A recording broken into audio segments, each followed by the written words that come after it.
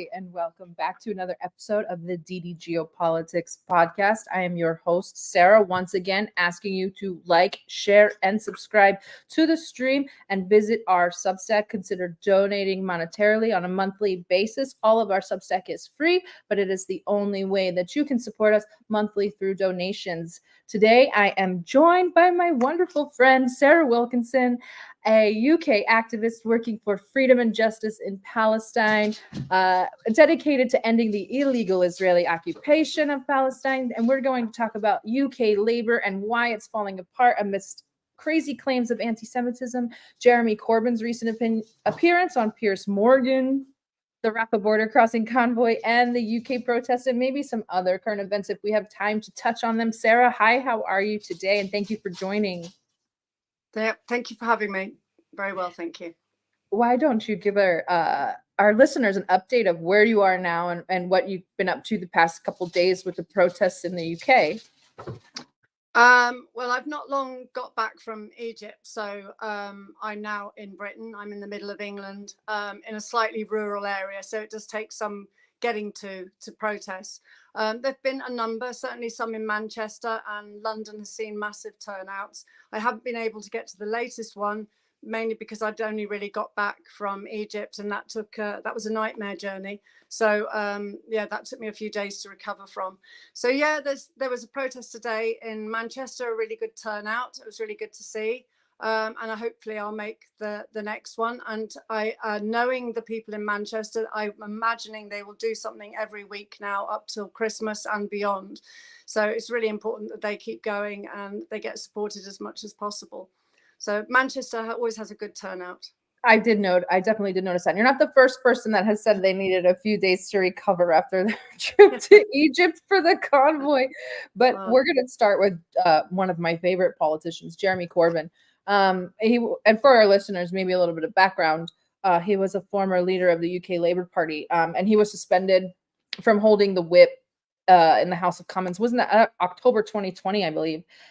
This suspension came after he supposedly downplayed a report by the Equality and Human Rights Commission that found that they had broken the law. It was a big mess. I think a lot of Americans may have not really noticed it because we were kind of dealing with our own political nonsense with Bernie Sanders at the time, our version of Jeremy Corbyn, who has not held to his convictions like Jeremy has, but we'll touch on that later.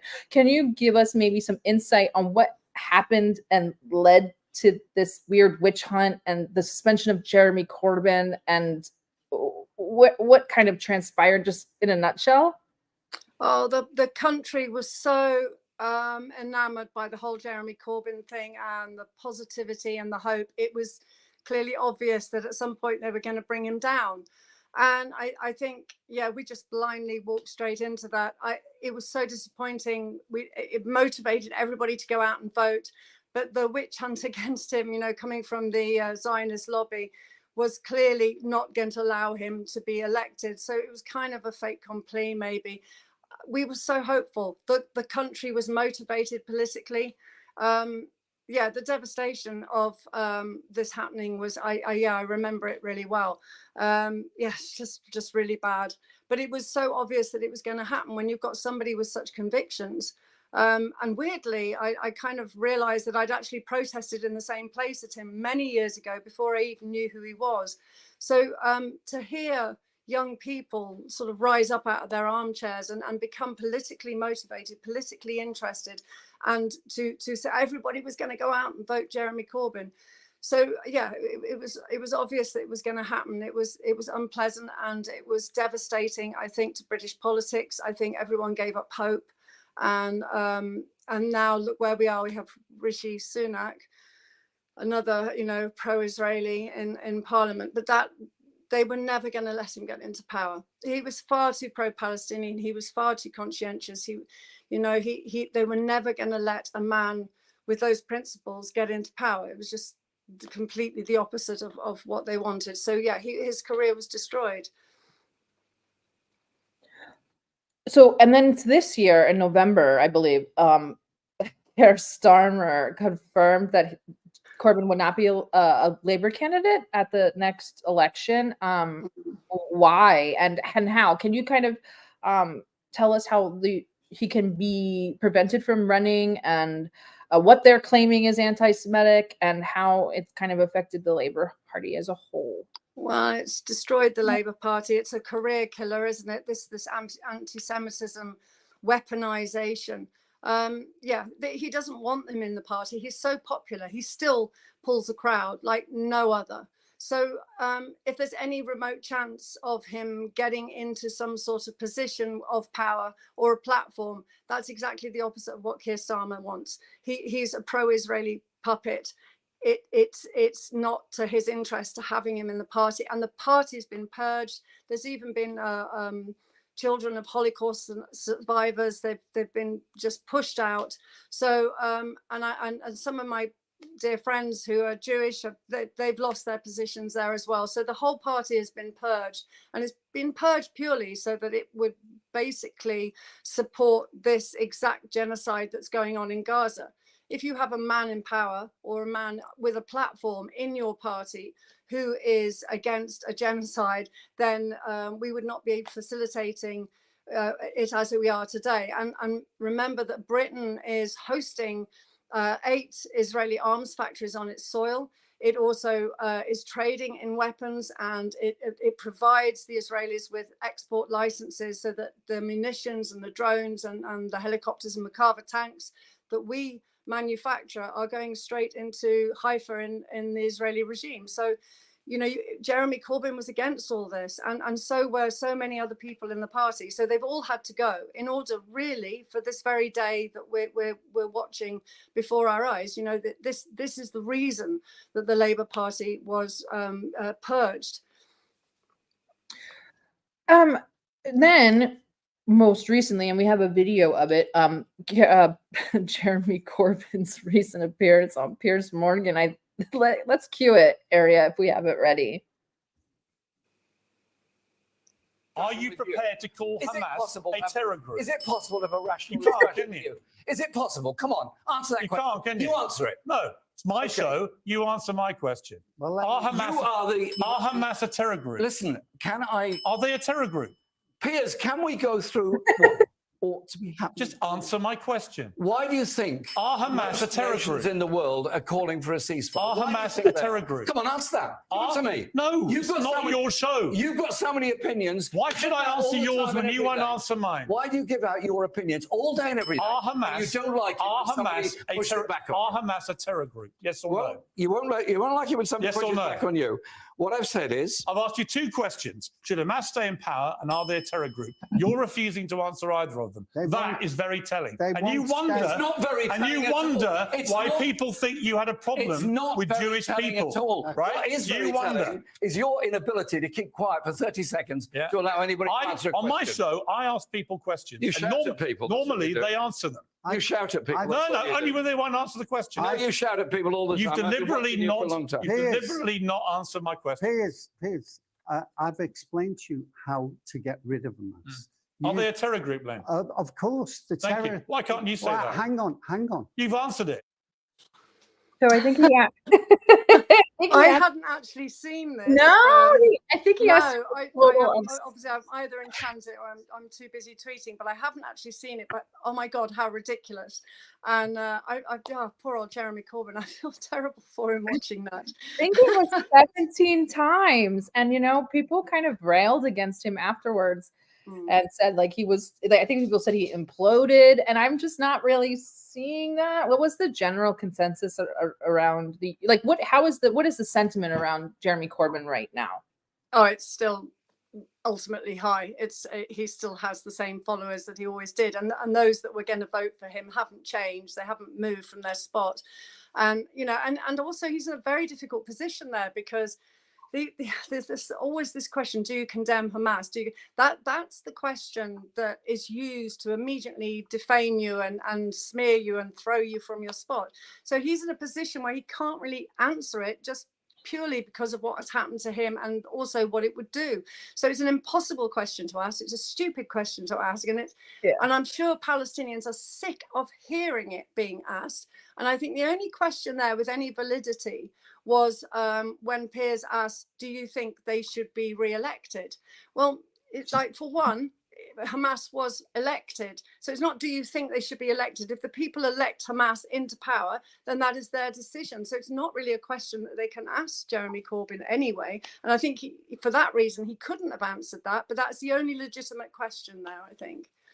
Why do you think that like this is now like a preface to even engaging in the discourse? Like we're shutting down the discourse. Sorry, I apologize for my dog. She's partying, but I apologize for why can't we get through this in order to push through to the discourse? Is this just their way of shutting it down before we can even gain a footing? I mean, we're not even focused on Hamas. Like Hamas is one of the resistance forces. So, I mean, this hang up on Hamas and kind of shutting down of discourse before we can even get started is really fascist, in my opinion. I don't know what else to say. I mean, they kind of did it to us the same way for Russia when they were saying, "Oh, do you believe the Russian invasion is illegal?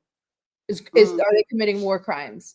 And then if that wasn't it, it was like, "Okay, you're a Nazi." So I guess we're just gonna like do this with every single gatekeeping issue that we can manage. So Akunji, good friend of the show and lawyer, has been showing tons of videos of politicians resigning. This almost on like a weekly basis at protests. Is this a trend that you see continuing? How does this work for them? I guess it's so. I'm trying to learn about UK politics because you guys are crazy. But like, did they resign from the party and now they're independent, or is this a new wave? Is it like a phenomenon that's kind of gaining steam? Like, how's this going? I'm not sure. I mean, on your earlier point, is this a way of shutting down the discourse? Yes, it is. Absolutely. As soon as you've asked that ridiculous question, then basically what you're saying is, I don't want to talk about this and I don't want you to come across as better than me. So that's, straight away, the discourse is silence, it's censored. As for politicians resigning, there's probably not enough. I think a lot of politicians they fear their career more than they fear, that the idea of standing up for Palestine, the idea of being conscientious, the idea of ending up where Jeremy Corbyn's ended up. I think there's not enough politicians resigning at the moment. I think they should resign from their posts. They should quit and they should make a big thing about it. I don't think there's enough. There are some, there's a trickle, but you'll find that they are really silent on this current genocide, if I may call it that. I'll probably get blasted for calling it a genocide, but they're so scared of being silenced and they're so scared of this career killer move that they're not really speaking out. And so, yeah, I've written to some and I think I got 2 replies out of about 20 politicians, mostly because I'm not part of their constituency. So many have replied saying, well, you're not in my constituency, so I'm not going to answer you. And then the others literally sent back this, it was almost pre-written for every single politician as to why the Israelis have the right to defend themselves. I mean, none of my questions were answered. There's no attempt to stand up and make a stand, if you like, for the people of Gaza. There's no attempt made. And they talk about negotiations. Negotiations are the only way forward. Well, who are you talking about negotiating with? The Palestinian people in Gaza are hardly in a position. Why should they negotiate their own killing and maiming and bombing? And so there's not enough politicians resigning. There's not enough standing up. And in the Labour Party, I think now they're very scared to. And I don't think you'll see very much of it, really. I don't think it's a trend, is what I was. I mean, it's more so than the United States. We haven't had a single politician resign. So you're already better than us.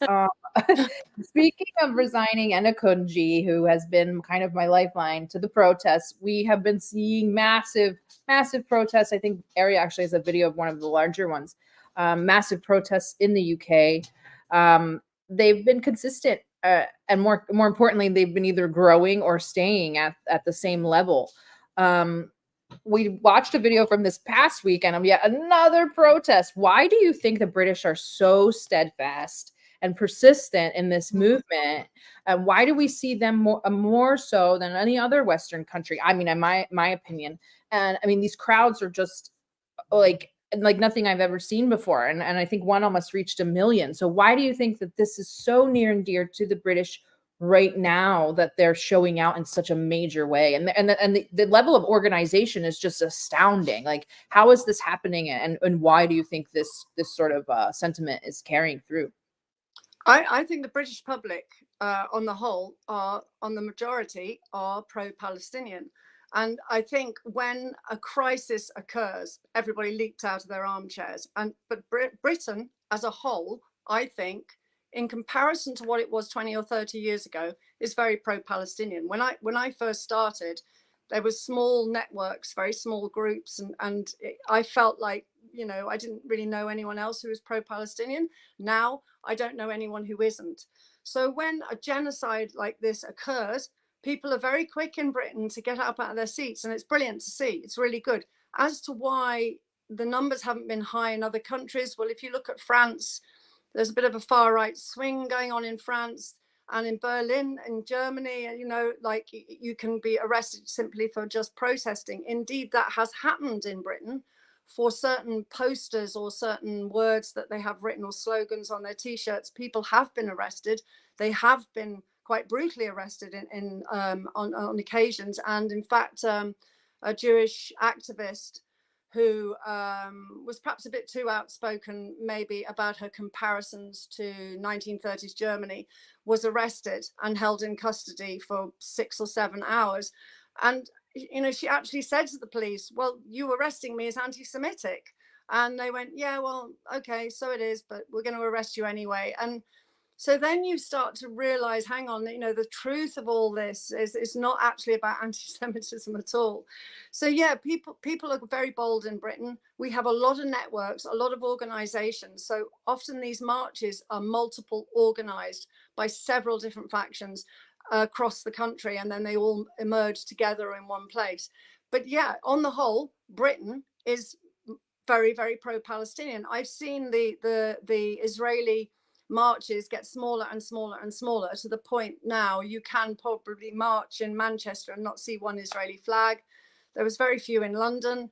Some years ago, you would get a contingency of pro-Israeli flags and people come out, but you don't really see them anymore. Maybe because they know this is just too big a thing that's happening in Gaza. It is too shameful, and so they've just not come out. But yeah, people in Britain, good on them. They are more pro-Palestinian than ever at the moment. And when you talk to young people, there was a time I started talking to people at bus stops and asking them if they knew what apartheid meant, or they knew where Palestine was always a good question, because often they didn't. And now they know. It's like, whether it's social media, I think TikTok and Instagram have had big parts playing it, but most students now know all about Palestine.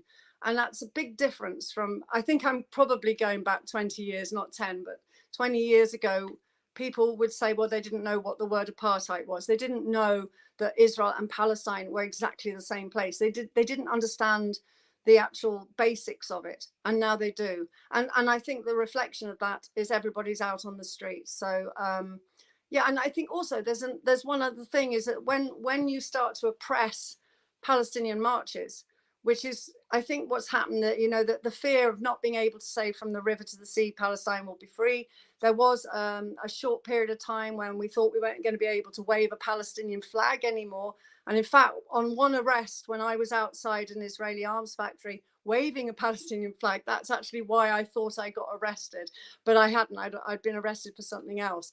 So as soon as you start oppressing pro-Palestinianism, people fight against it. And to be honest with you, if they just shut up, maybe there wouldn't have been so many people come. So I think that's some of it. I may have missed elements of it, but I won't go on. Well, and we've seen throughout the previous war, the Ukraine-Russian war, censorship in the EU, less so than the United States. We do corporate censorship, but not legal censorship here for the most part. But we saw an uptick in that, and now we're seeing an even bigger uptick. Have you seen any friends or colleagues facing legal ramifications inside the UK for what they've done, or protests or anything like that? I've certainly heard about it. I'm just trying to think if I actually know anyone who is now facing legal action for simply protesting. Obviously, being part of Palestine Action, I have colleagues and friends who are facing legal action for direct action, but that is something slightly different. But I think also that, I mean, there is a point to that in the direct action movement has made it easier to just protest. So those people that went, oh, I can't do direct action, I can't stick myself with super glue to the railings, or I can't lie down on the floor under a lorry, have felt suddenly they're able to protest. But I'm not entirely, I can't think off the top of my head if I know anyone directly. I just know that there are some legal cases. But to be honest with you, if you can win a court case against direct action, you can win a court case against being prohibited from flying a flag or from saying a certain slogan. I know that the police are searching for some activists that have appeared briefly, either on camera or, I don't know, have posted something. But whether or not, you know, that would make them lose a court case, you know, I really think most judges see through this attempt to silence activists in Britain. And maybe we shouldn't just call them activists, it's everyone.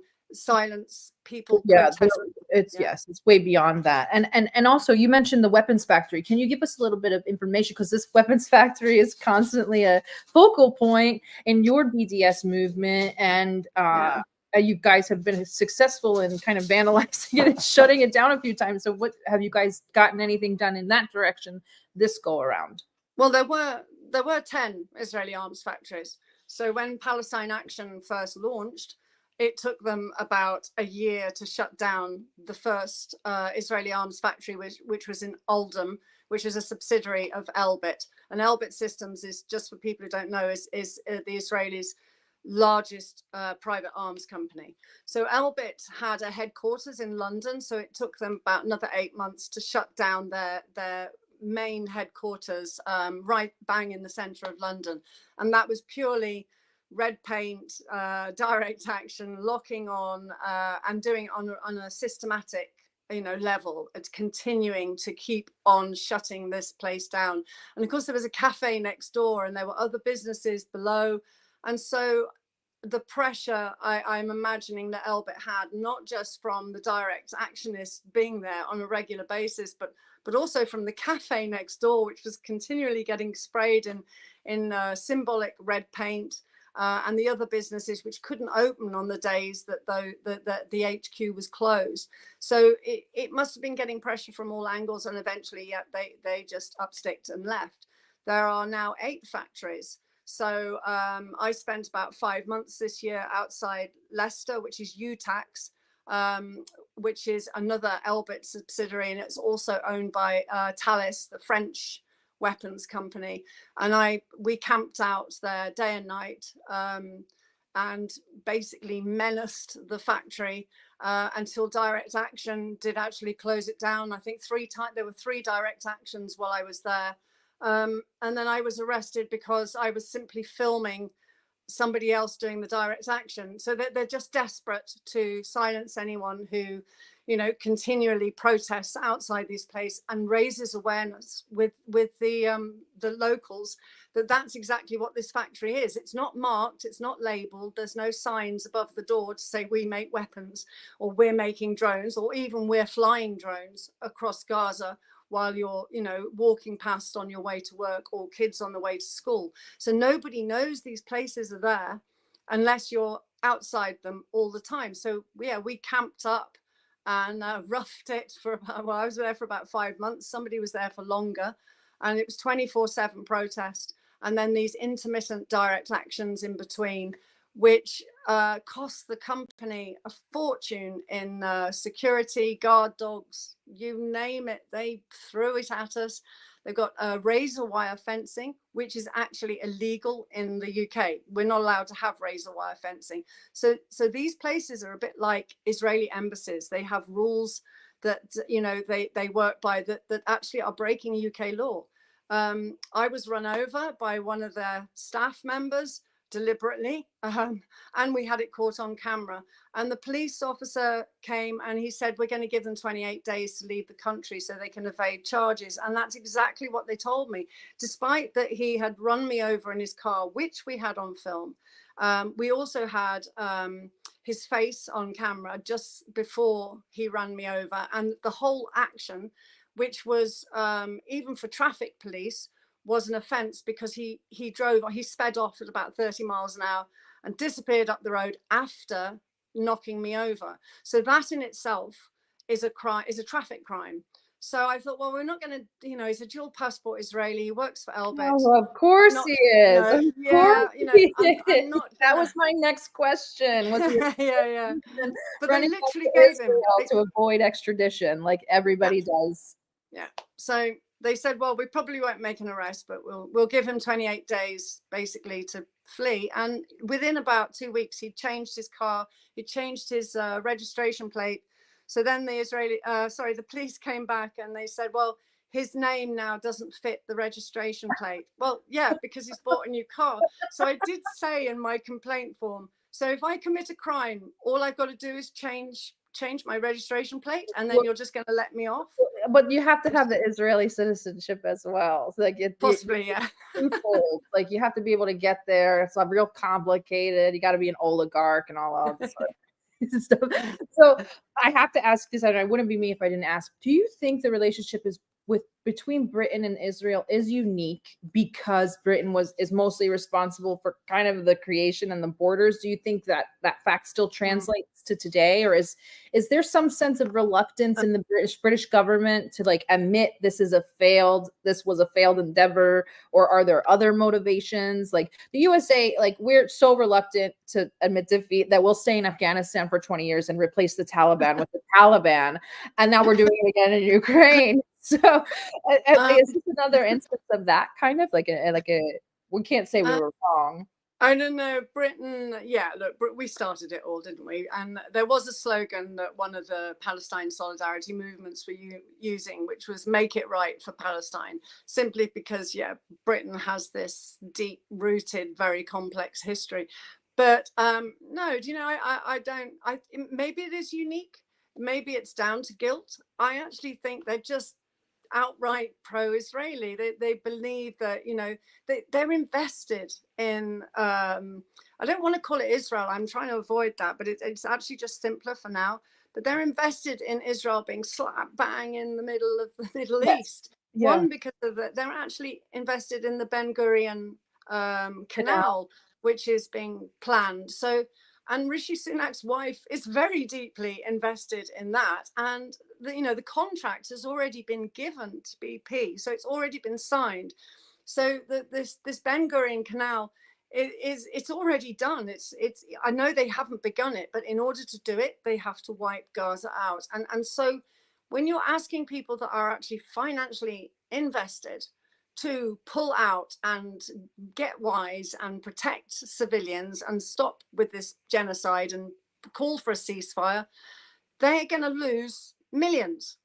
And so, yeah, it's profit before people. And yeah, we I don't know, does that make it unique? I don't know. I think that just makes it the same as every other politician that roots for the Israelis, is that they're so heavily invested, the war industry, their own private investments. And so, yeah, you're asking people to give up a lifestyle in order to have a conscience. And unfortunately, we don't have those people in power. It just seems like you guys are so much more like gung-ho than the United States. And the United States is kind of like dragging its feet, like, all right, we'll do it because we're obligated. And Britain's like, we're going to arrest everybody that doesn't support Israel. Or the United States is like, just give us the money. Like, we're tired.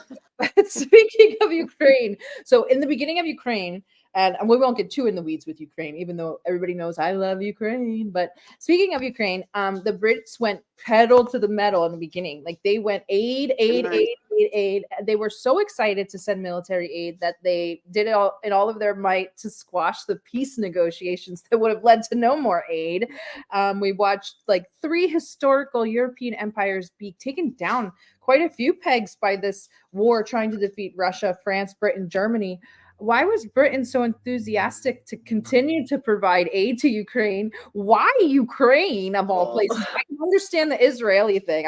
I'm not really getting the Ukraine thing. Is it just British Russophobia? Are they following the lead of USA? And like, why? They were kind of one of the most fervent supporters. It is kind of that. There is this thing where we like to follow the USA, I think. I no offense to Ukraine, but I just think people got hoodwinked. The whole Ukraine fly a flag, everybody. I mean, literally, I was walking around, even my town. They don't fly flags in my town, but my God, did they fly the Ukrainian flag? And, you know, I even did a protest of like, I support Ukraine, but for God's sake, you know, Palestine's for 75 years, you've never flown a Palestinian flag. And the reply to that, well, we don't get involved in politics. And it's like, oh my God, you are so involved in politics when you fly the Ukrainian flag. So I don't know whether people just, I think, media dupe. I don't know. They threw themselves for like sinker into the whole Ukrainian thing, without really understanding very much about the politics behind it, without really knowing why. And once again, you know, I could have probably interviewed youngsters at bus stops, why have you got the Ukrainian badge on? And they probably wouldn't have been able to tell me. So, and I think the double standards of it all, I think I ended up sounding as if I was anti-Ukraine because it was the double standards that got me. It was, you know, I've been trying to fly the Palestinian flag twice. It's been pinched off the front of my house now. I've been trying to do this for years. And then Ukraine, literally within 3 weeks. I can't tell you. I mean, the whole town was all glowing blue and yellow. You know, and also our local football team also plays in blue and yellow. So very conveniently, suddenly all I could see was blue and yellow everywhere, even the local football team. So yeah, I think people got duped. I just don't think that they fully understood what was happening, and they went with the flow. And I think a lot of the flags are still there, by the way, but a lot of them have been taken down too. So I think people have lost interest in that now. It was almost like you used the word trending before, but it was kind of trendy to hang up the blue and yellow flag. And it's not trendy any longer. They're certainly not replacing it with the Palestinian flag, I'll just add. But the flags have come down. The town hall has removed the Ukrainian flag from the town hall, the spire. So we're kind of gone back to nobody's really talking about Ukraine anymore. So it's just disappeared. Basically how it is here, and that's what I was going to ask you in my next question. Like, what is the government's current involvement in Ukraine? So in the United States, I don't know. I'm going to tell you now. I actually don't know. Because as soon as this genocide started up in Palestine, I became so focused that I don't think I've really researched all the things I would normally research. I've just become completely and utterly focused on what's happening in Gaza. So actually, I don't know. And I can't bear to even listen to our mainstream channels. So I don't listen to BBC any longer, which is everybody's favorite, you know, channel still. And so what I'm finding is on the news outlets I am looking at, all we see now is Gaza, because those are the type of news outlets that I'm using. So yes, I don't know is the answer to your question. Maybe it's a good thing you don't know, because when I find out about our Ukraine aid packages, I get really infuriated. So it's probably great that you don't, to keep yourself in the dark. We just sent another $400 million there. Whatever. So we're doing the whole, like, let's hide it a little bit. Like, let's not tell the people that we're giving the money, but we'll give the money, and then we'll help Israel, and we'll make a big deal about that. Like, we're in a phase of a very, very bad war fatigue. I think we were war fatigued before Ukraine even started, and now it's just like it's exhausting. So all right, let's talk about it. The Rafa border crossing. You just got back. To give our listeners a little bit of background, the Rafa border crossing, if you don't know, is the crossing into Egypt from Gaza, the kind of the place where the Israeli occupation forces have been forcing the Gazans to flee to, and it's consistently being bombed. So Sarah, you went to Egypt to participate you're one of a few of my colleagues that I know of that went to Egypt to participate in this Rafa border crossing convoy. Can you tell us a little bit of the background, how it started, what happened when you got there, kind of where it's at now, and what have you? Well, I can tell you the original mission statement was that everybody, well, all the internationals, once they have flooded into, excuse me, Cairo. Sorry, there's several, because Rafa obviously is Egypt and Gaza, so I'll try not to make it too complicated. But the original mission statement was we were all going to march. We're going to march despite that we had no permissions or permits, and we were going to get as far as we could. The humanitarian aid was going to go with us, and maybe 2,000 internationals were going to basically get as far as they could. And the story in itself, if we'd have been turned away from the crossing at the Suez Canal, that would have still been a story that would have still put pressure on the Egyptian government. So I think what happened between that, the original mission statement, and me going, was that there was a massive protest in Egypt. Now, what happens is, because of the way that the Egyptians are quite suppressed, quite oppressed, you're not really allowed to protest. So there were 57 arrests made of Egyptian activists and some quite savvy journalists who basically ended up being jailed because they protested. And I think that altered the mission statement, is that they then decided, look, rather than us all go back out and march to the Suez Canal, let's get the permits that are needed and the permissions so that we can get the humanitarian aid to Rafah. So, I went under no illusion that we were going to get into Gaza to begin with. I went under no illusion that we would get as far as Rafah border. And I decided, look, you either go or you don't. You either make an effort, you either, so you're seen in large numbers, you raise awareness, you put pressure on the Egyptian government, let's just go. So that was the decision. We know it's going to be difficult, but let's just go. So yeah, on arrival, we did another protest outside the journalist syndicate, and bearing in mind that you can't protest in Egypt. So these are some really brave, courageous young activists who certainly knew more than I did when I was their age, not meaning that patronizingly, but incredibly, they understood the politics of their country, and they understood, what they had to do and the risks that they were taking. So some of these people had just been released from jail, and they came out on the steps, and we protested again. And so that inspired a few activists, one from America, I think one's from Argentina. There were the activists from France. It really was multinational. I just can't remember the last one. And then there were some Egyptians. They decided to protest outside the Ministry of Foreign Affairs and hand in a letter persuading the government to open the Rafah border and let this humanitarian aid in. A very simple, polite letter. This was no direct action. This was literally just handing in a letter. Now, just before the protest, I did say to people, should we go? Is this the good thing to do?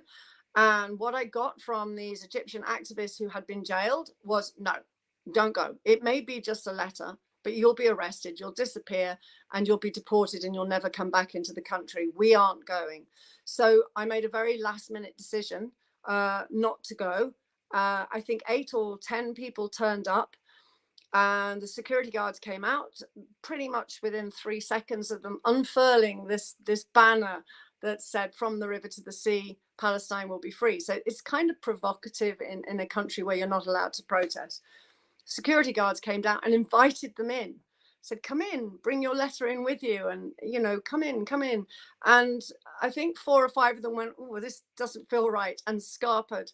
And these 4 people, including a US congressman, went in, disappeared, incommunicado. And from that, as soon as they disappeared and the embassies were getting involved, all of the Egyptian activists and journalists said, right, we've got to go underground.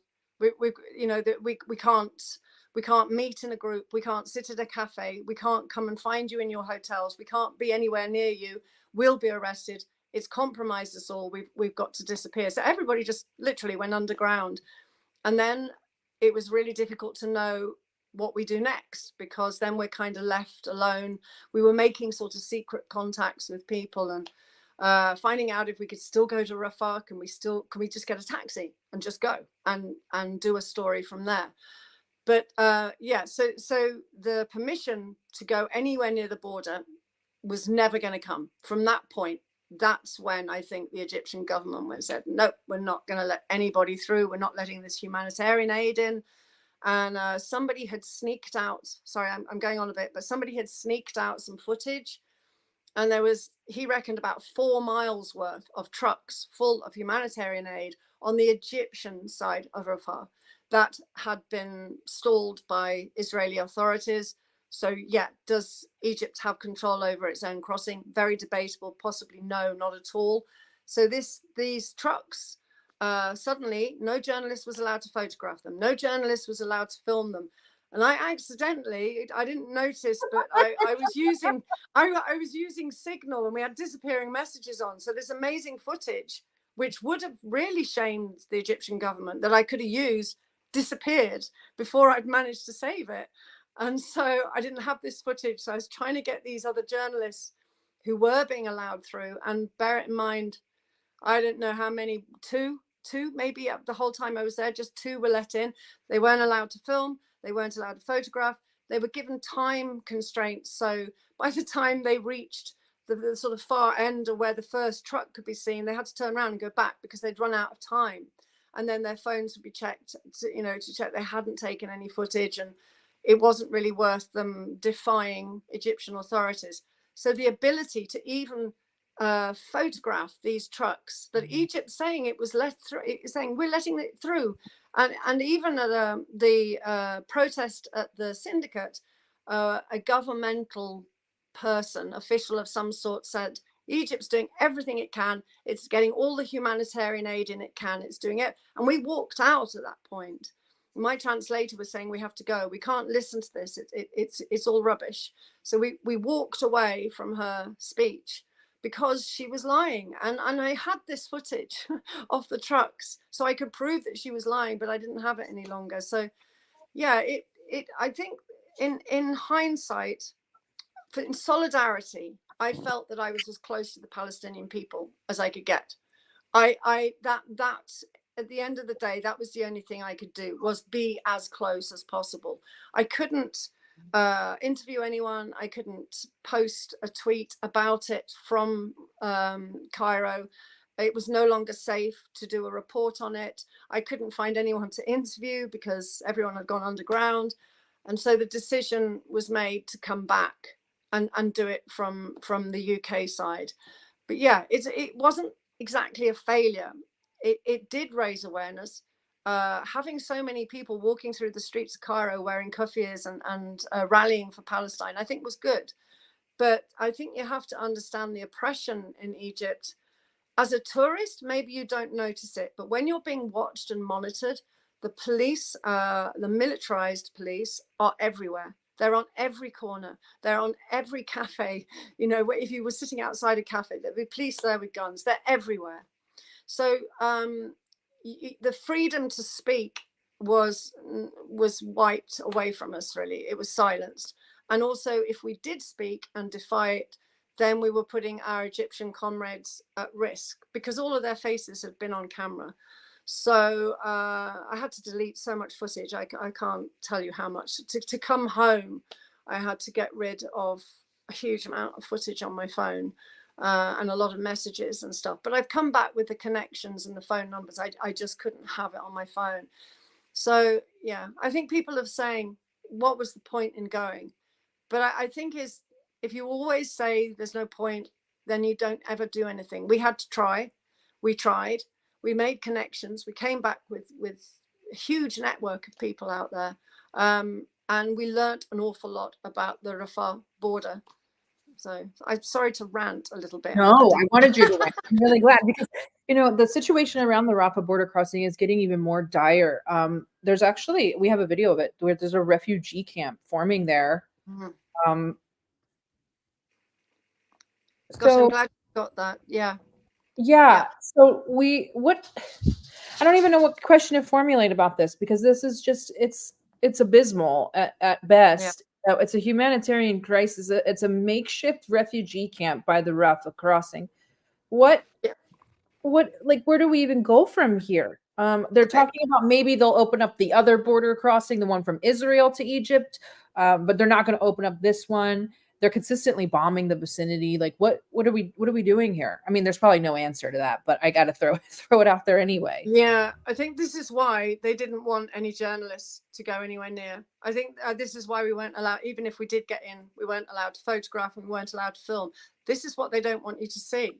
And the thing is that this refugee camp, I believe there's no infrastructure. So there's no water and there's nowhere really, unless it was supplied in a humanitarian aid truck, there's no way of getting food. So and also this place has been ethnically cleansed. The Bedouin in the North Sinai, who were subsistence farmers, they've all gone. They've all been cleared out. I believe that from what somebody was saying, that they felt that they were going to be able to return one day. And then now seeing what's happening to the place, the possibilities of them ever returning, that's gone. Will Sisi allow people to come from Gaza into this place where there's no water and there's no actual food, as in there's no farming going on in the area? Or will he refuse the influx of Palestinians? There's two reasons why he said no, because he wanted the Palestinians to remain in their homeland. Once they're out of there, they'll never be allowed back. But secondly, Egypt can't really handle more refugees. It's already had thousands of its own. It's its economy is struggling. So yeah, this North Sinai is heavily militarized. My traveling partner was trying to do some research on it. There's 14 different military units in the North Sinai. Now, part of the Israel-Egypt treaty was that they weren't allowed to have major military hardware there. They weren't allowed to have over certain numbers. And because of the bombing, whether that was accidental or not, those restrictions have been dismantled, so that now there is military hardware. It is extraordinarily militarized, that area. And so even trying to research it was we had major difficulties because there were so many conflicting stories. But technically, the idea of moving the Palestinians into North Sinai, that you can see that being built in front of your eyes, but it's not going to work. And it's unsustainable. And I don't know what will happen about the Bedouin farmers that aren't being allowed back in. I mean, they have been ethnically cleansed by their own nation. So there are some complexities that are yet to be ironed out. I obviously Sisi's going to get into power again. I don't mean to say that so well. He had 97% of the vote last time. I think there's an even lower turnout. I think there was 41% of the Egyptians turned out for voting last time. This time, I think it's going to be, they say, as low as 30, maybe in the 20s. And yet he'll still get a 97% victory. His opponents, nobody really knows who they are. I don't think even Sisi know who they are. And the only people we did manage to interview were people going to a pro-Sisi conference, which was right next to my hotel. When we were trying to keep under cover from the police, there was about 300 of them outside my hotel. So that freaked us.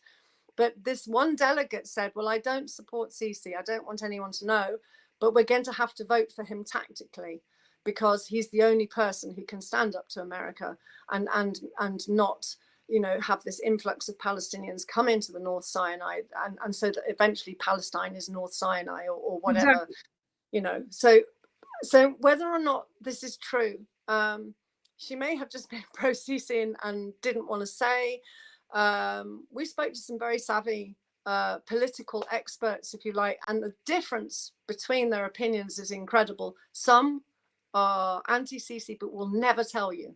So they'll tell you that they're pro. Some were pro and had good reason because they said we need to be tactical. And then others wouldn't tell you anything at all. So it was really difficult find out what was the actual truth. But you know, most of the activists were against Sisi, but like I say, 50% of them were saying, well, we're gonna have to vote him in. Sometimes that just happens. So Egyptian politics was so complex. To have to learn all of this in the short space of time that I was there in order to find out why I couldn't go to Rafa was a huge task. I'm glad I did.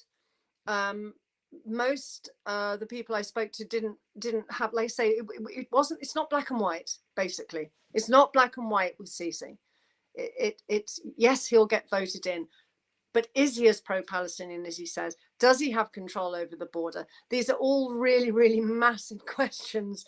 And in my opinion, I don't think he has any control over that Rafah crossing whatsoever. And I think preempting the situation, I can see it being closed eventually. I don't think the Israelis want that crossing there. And so I think the next thing, while they're flattening and annihilating Gaza, the next thing you will see that border crossing go. But that is my preempted guess. Yeah, I think it's a pain for both the Israelis and for Egypt. So one way of solving this is to get rid of the crossing. Yeah, and kind of consolidate that control back to the other crossing. So now you're back. This is a topic that we've talked about many times, government censorship, especially in the EU, and not of all places, because Germany is psychotic. Germany is kind of coming into view a little bit. It's funny because in the Ukrainian-Russian war, we had a lot of this happening. It was a lot quieter.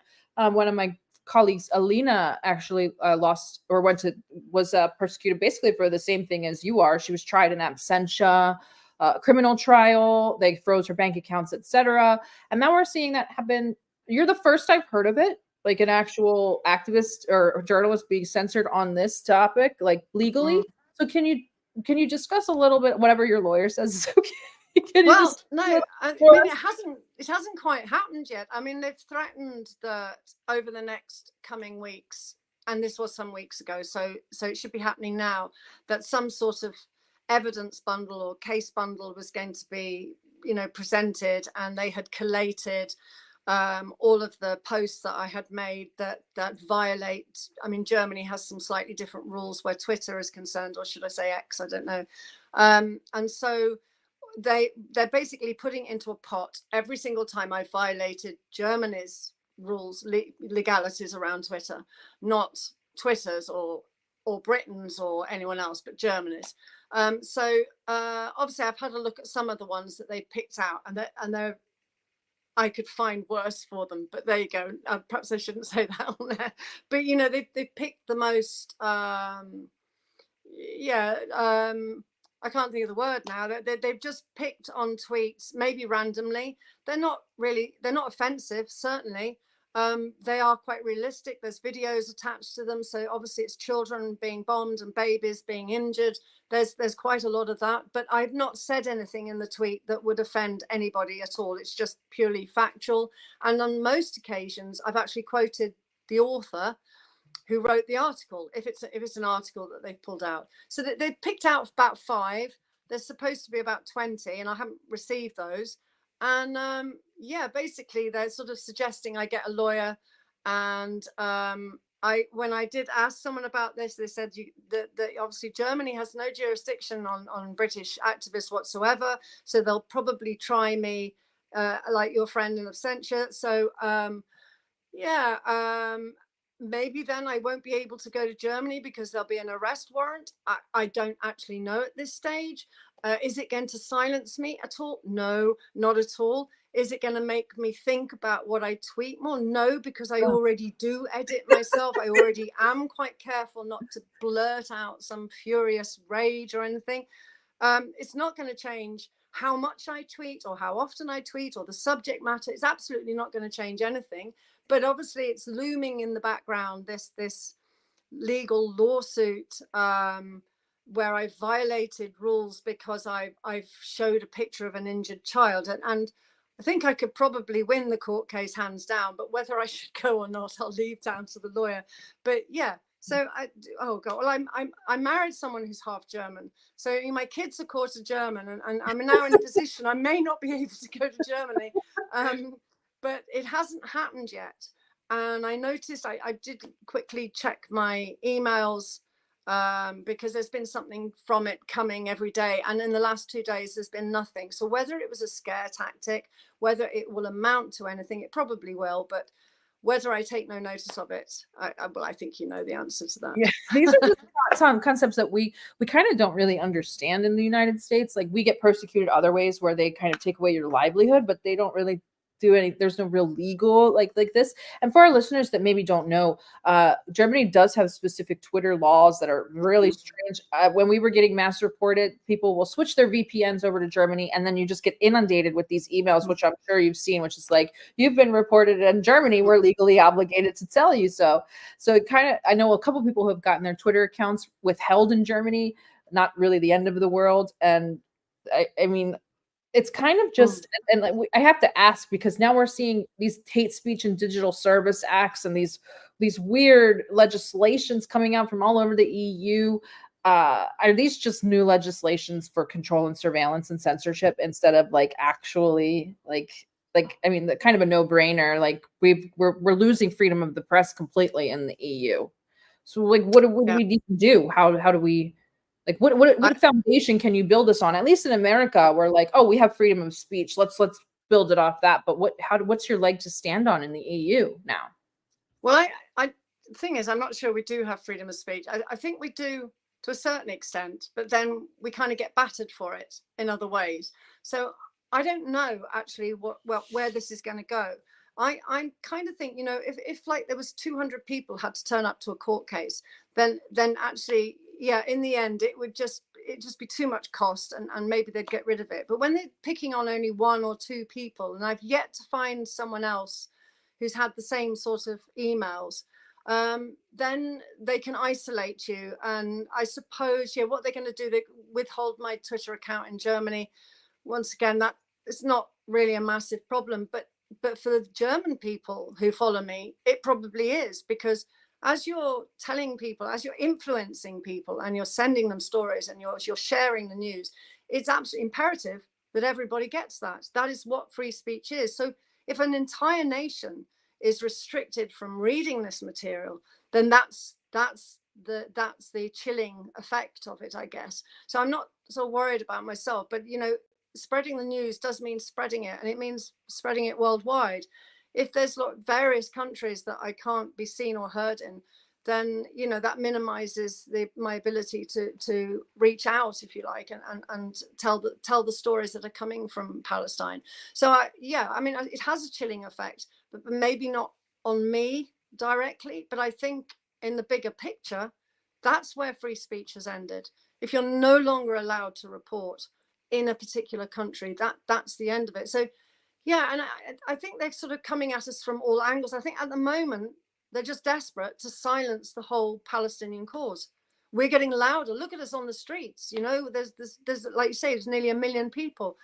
The louder we get, then the more they're going to push back. But I think it'll backfire. Too many backs in that sentence, but yeah, you know, it will backfire. The backfire. Well, we're at the top of the hour, so I have to ask, how is this time different? I feel different this time. I've only been kind of involved in the Palestinian cause maybe since 2008, 9. You've been involved much longer. I feel like the vibe is different. How does 2023 feel different from the past intifadas or operations? Is there a light at the end of this tunnel? It feels like things are changing, especially because I watched Ukraine so closely, and I'm like, things are changing. And then this happened, and I'm like, things are really changing. So I'm wondering if you feel the same way as someone who's been so deeply entrenched in Palestine. Yeah, do you know, we're in uncharted territory. I think when you go back to 2014, and there were like over 500 children in 51 days were slaughtered by the Israeli bombing. Look at us now. We're talking of over 8,500, and there's 7,000 people missing under the rubble. So this is completely uncharted territory, and so it's very different. I think that in all my years, there's always been an end in sight, that we went out, we marched, we protested, and the Israelis eventually would be pressured into stopping bombing. And then the Palestinians tried to put the pieces together. But this is, as my son once said, is more like end of days. And it'll be end of days for either one or the other. It's not necessarily Palestinian. It could be an end of days for the Israeli regime, but it's either one or the other.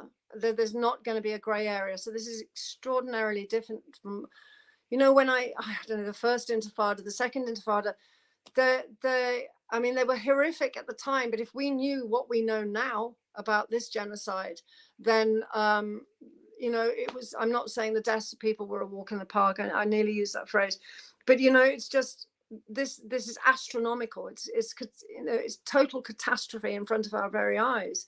And all of the journalists that I've worked with over the last sort of 10 or 11 years, I've lost every single one. In fact, I have now lost all but one of all of my friends in Gaza. And so that's never happened before. And so we're kind of bereaved this end as well. It's difficult to grieve because we don't want to take ownership of the Palestinian suffering, because God, they've lost everything. Everything's been taken from them. I'm not going to take their grief, but I've actually had to deal with personal bereavement. And so this is huge. I have lost everyone. And I do think that now how I'm sort of dreading Christmas in a sense, because if any time on this planet was a good time, good in very big inverted commas, for the Israelis to carpet bomb, then Christmas Day is one of them. And so at the moment, we're all on tenterhooks because I preempt that is what the Israelis will do when everyone's not focused on Palestine. And the only day that they're not going to be focused on Palestine will be Christmas Day. And I think what's terrifying is that something like this may happen on that day when the majority of the world, or the Christian world, if you like, or those celebrating Christmas, aren't going to be watching. And I think that's terrifying. So that makes it different. We've never had those horrible impending doom feelings before. And yeah, you try and stay positive for the Palestinians. There is positivity happening. Hamas are making ground. They are, destroying tanks all over the place. But when you're seeing it from this angle, it's really difficult when you know that we're heading towards a day where it could all end. And I think that's what's quite scary. And that's what makes it different. Oh, I've lost the sound. It's me muting myself. I absolutely agree. I feel like we're at, I keep saying we're past the two-state solution. This is the end. Yeah. This is the ultimatum. Like, this can't go on any further. This is not sustainable. Israel as a state is not really sustainable in its current iteration. Totally agree. I remain hopeful. I haven't, holidays just don't really matter. We've been through Thanksgiving. We're now in Hanukkah, and now you've mentioned Christmas. I think I think what you're saying is that they kind of rely on us to take our focus off. And I really want to implore our listeners to not take your focus off. And for instance, most of my Jewish friends are not celebrating Hanukkah. We didn't celebrate Thanksgiving, not planning on celebrating Christmas for that reason. They try to kind of do it with our Thanksgiving and kind of do a little ceasefire and then sneak a few rounds in, and it was very apparent. So I hope that at least my American listeners realize that this is 100% part of the game, that they will, just like Zelensky, they will up the ante on Christmas Day. Very, very sad. So, but I'm glad that I'm wrong. I just add that, I'm always really glad to be wrong. Yes. I always say the same though. I say watch Ukraine or watch any other place where there's turmoil, and if there's an uptick, Israel will be right underneath it, causing havoc, because Israel had not really attacked Palestine that much when they upticked that during a very large campaign during a summer in Ukraine. And I was like, this is what they do every time there's a huge story or another conflict elsewhere, they use it as cover, and they'll use anything. And this exactly, I think there should be an expectation for Christmas, but let's hope that there's not. We'll be cautiously optimistic. Sarah, thank you so much for joining us.